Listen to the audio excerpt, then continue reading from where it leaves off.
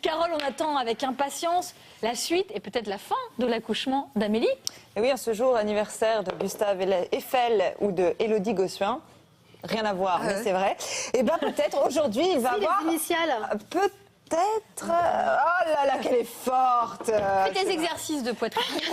Peut-être aujourd'hui, il y aura encore un bébé au destin national, parce que je vous rappelle effectivement que nous sommes avec Amélie, qui a eu un premier accouchement un peu difficile, puisque je vous rappelle qu'elle a été déclenchée pour une pré-éclampsie. Donc là, elle est extrêmement surveillée pour sa deuxième grossesse. Est-ce que ce deuxième bébé s'annonce de manière plus sereine ? Pas si sûr. On va regarder ça avec Soraya Benzidane, Romain Dufresne et Charlie Leméga.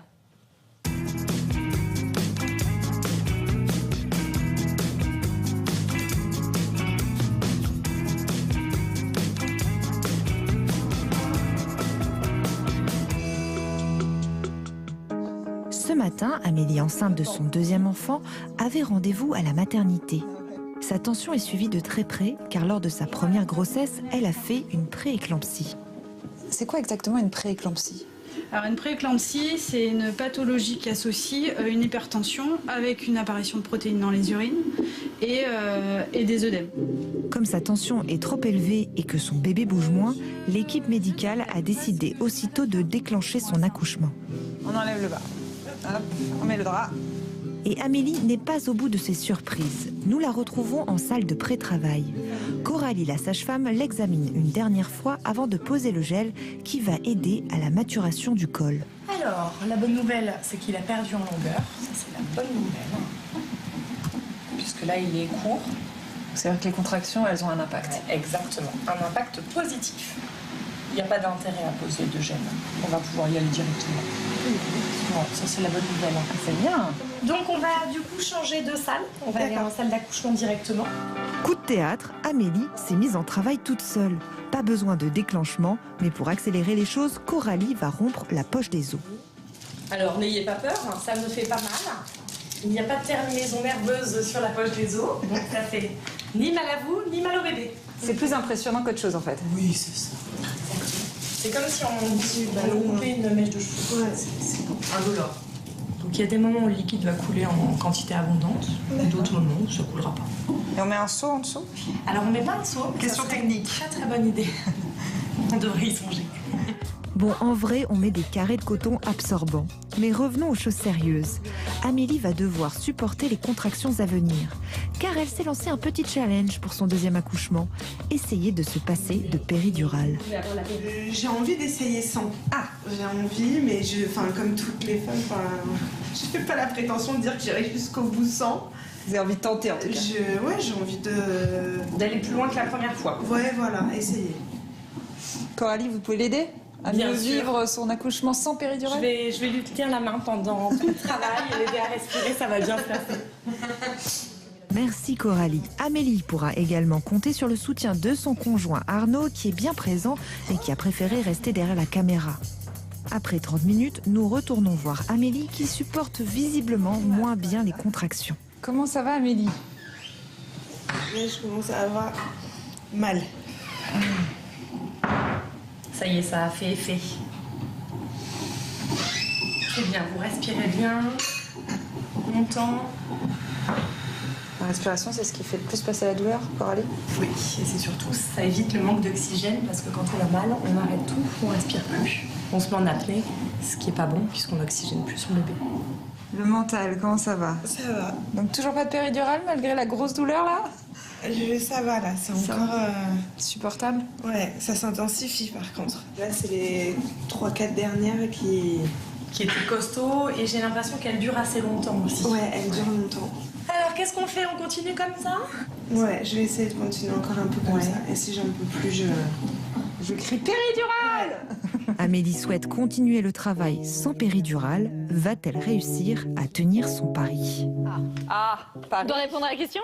Oui, il va falloir parier. Elle va tenir son pari. Vous pensez qu'elle accouche sans péridurale ou avec péridurale ? Sans. Sans ? Avec. Avec. Sans. 2, partout. Messieurs les gynécologues, on a récupéré un. Vous faites équipe ensemble, j'imagine. Gentil Hervé, vous allez bien? On est la même association. C'est oui. drôle. Eh oui. Docteur Hervé nous a rejoint sur ce plateau. Bonjour. Bonjour. Vous avez beaucoup commenté mon reportage, des choses qui vous ont choqué. Alors je tiens à dire que le vernis à ongles, parce que vous avez quand même grondé la jeune fille qui était dans le reportage. Bien. Et ben c'était pas prévu normalement qu'elle ait du vernis à ongles. Vous le savez, elle était venue pour une consultation, elle n'était pas censée accoucher ce jour-là.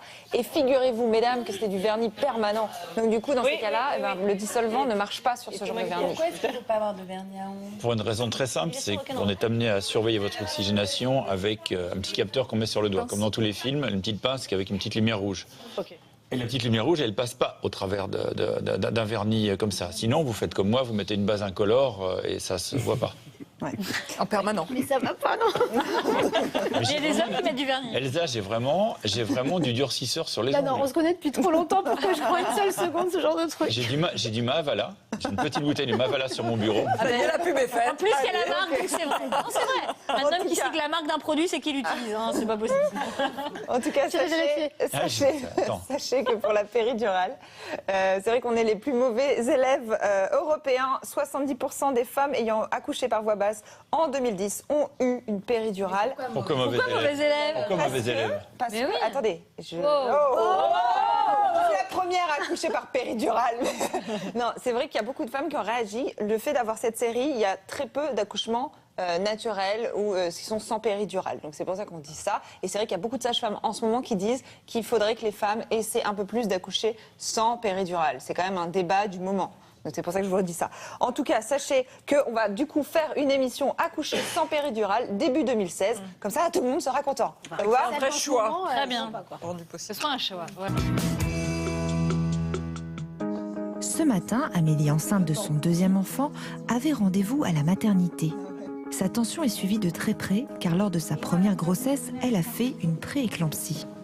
C'est quoi exactement une prééclampsie? Alors une prééclampsie, c'est une pathologie qui associe une hypertension avec une apparition de protéines dans les urines et des œdèmes. Comme sa tension est trop élevée et que son bébé bouge moins, l'équipe médicale a décidé aussitôt de déclencher son accouchement. On enlève le bas. Hop, on met le drap.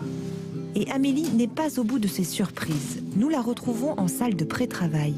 Coralie, la sage-femme, l'examine une dernière fois avant de poser le gel qui va aider à la maturation du col. Alors, la bonne nouvelle, c'est qu'il a perdu en longueur. Ça, c'est la bonne nouvelle. Puisque là, il est court. C'est-à-dire que les contractions, elles ont un impact. Exactement. Un impact positif. Il n'y a pas d'intérêt à poser de gel. On va pouvoir y aller directement. Bon, ça, c'est la bonne nouvelle. C'est bien. Donc, on va du coup changer de salle. On va aller en salle d'accouchement directement. Coup de théâtre, Amélie s'est mise en travail toute seule. Pas besoin de déclenchement, mais pour accélérer les choses, Coralie va rompre la poche des os. Alors, n'ayez pas peur, ça me fait pas mal. Il n'y a pas de terminaison nerveuse sur la poche des os, donc ça fait ni mal à vous, ni mal au bébé. C'est plus impressionnant qu'autre chose en fait. Oui, c'est ça. C'est comme si on coupait une mèche de cheveux. Ouais, c'est indolore. Donc il y a des moments où le liquide va couler en quantité abondante, d'autres moments où ça ne coulera pas. Et on met un seau en dessous? Alors on met pas un seau. Question technique. Très très bonne idée. On devrait y songer. Bon, en vrai, on met des carrés de coton absorbants. Mais revenons aux choses sérieuses. Amélie va devoir supporter les contractions à venir, car elle s'est lancée un petit challenge. La respiration, c'est ce qui fait le plus passer la douleur, Coralie? Oui, et c'est surtout, ça évite le manque d'oxygène parce que quand on a mal, on arrête tout, on respire plus. On se met en apnée, ce qui est pas bon puisqu'on n'oxygène plus son bébé. Le mental, comment ça va? Ça va. Donc toujours pas de péridurale malgré la grosse douleur là? Ça va là, c'est encore...